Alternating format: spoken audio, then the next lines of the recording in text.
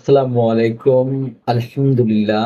আজকের আলোচনার বিষয় হচ্ছে ইবাদতের পদ্ধতি, ইবাদতের প্রকারভেদ। ইবাদতের পদ্ধতি বলতে বোঝায় মহান আল্লাহর আদেশ পালন করা এবং তার নিষেধগুলো বর্জন করে তার প্রতি নিজেকে বিলীন ও অবনত করা, যা আল্লাহ পছন্দ করেন এবং তার সন্তুষ্টি অর্জনের জন্য করা হয়।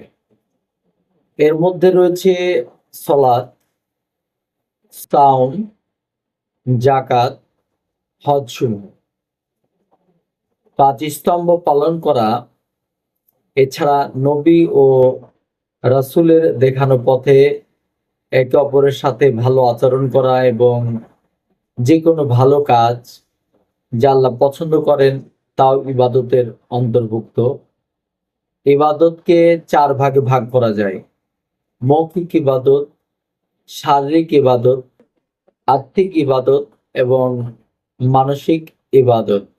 মৌখিক ইবাদত মুখ ও জিহ্বা দ্বারা সম্পাদিত নেক কাজ, যেমন কালেমা উচ্চারণ, জিকির, দোয়া ও আল্লাহর প্রশংসা করা। শারীরিক ইবাদত অঙ্গ প্রত্যঙ্গের সাহায্যে ইবাদত করা, যেমন সলাত আদায় করা, রোজা রাখা, হজ করা।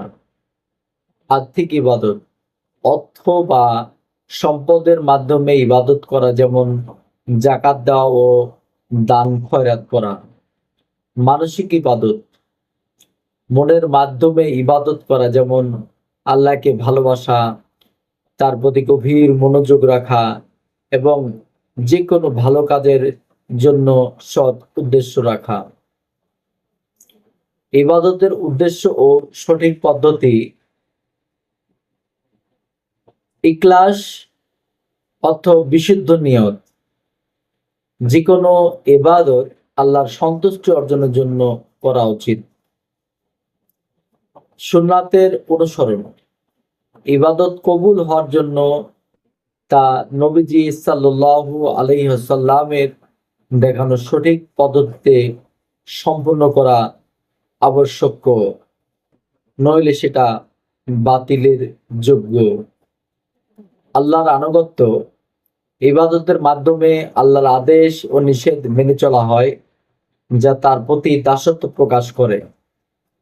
ভারসাম্য রক্ষা ইবাদতে ভারসাম্য বজায় রাখা জরুরি, যা ইসলামের দুনিয়াবী জীবন ও পরকালের মধ্যে ভারসাম্য বজায় রাখতে সাহায্য করে।